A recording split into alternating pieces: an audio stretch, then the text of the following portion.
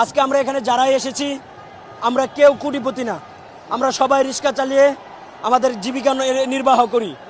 আজকে পেটের দায়ে ফ্যামিলির ভরণ পোষণের কারণে আমরা অনেক শিক্ষিত ছাত্র সমাজ আজকে রিক্সা চালাই।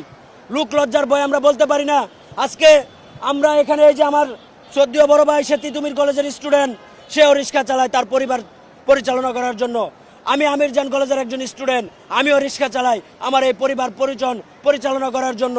দেখেছেন কি হৃদয় বিদারক, আখমে আসু আগায়া।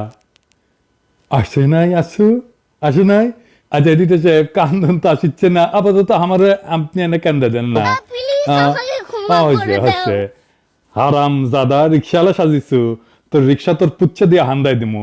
এর নাম আশরাফুল খান। এই যে দেখেন ছাত্রলীগের খিলক্ষেত 43 নাম্বার ওয়ার্ড শাখার সহসভাপতি, যার নাই কোনো গতি সে হয় সহসভাপতি। এইটা সাহেব দেখানোর কাজ কামগুলো দেখান না।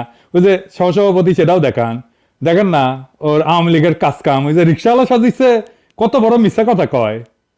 সেনাবাহিনী ওরে ধরেন, আগে রিক্সা লীগ হওয়ার খায় সিধা করে দেন। সব ছাত্রদের উদ্দেশ্যে বলতেছি বা সব দেশবাসীর উদ্দেশ্যে বলতেছি যে এখন ওদের শেষ চেষ্টা হচ্ছে যে ছাত্রদের মধ্যে একটা দ্বন্দ্ব লাগিয়ে দিয়ে সেনাবাহিনীকেও জড়িয়ে একটা দ্বন্দ্ব লাগানোর চেষ্টা চলতেছে। তো আমি বলতেছি ভাই, দেশটার কি অবস্থা, এখন দাবি দাওয়া করার সময় না ভাই, এখন দেশটাকে গোছানোর সময়।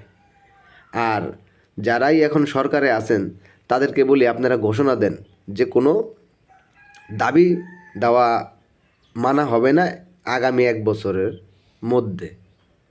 হ্যাঁ, কোন দাবিগুলি মানা হবে? যেই দাবিগুলো 16 বছর ধরে রাজপথে ছিল সেই দাবিগুলি নিয়ে কাজ করেন। কিন্তু এখন যারা হুদাই মন চাইলে এই দাবি নিয়ে রাস্তায় দাঁড়াইতেছে তাদের দাবিগুলা অগ্রহণযোগ্য বলে ঘোষণা দেন।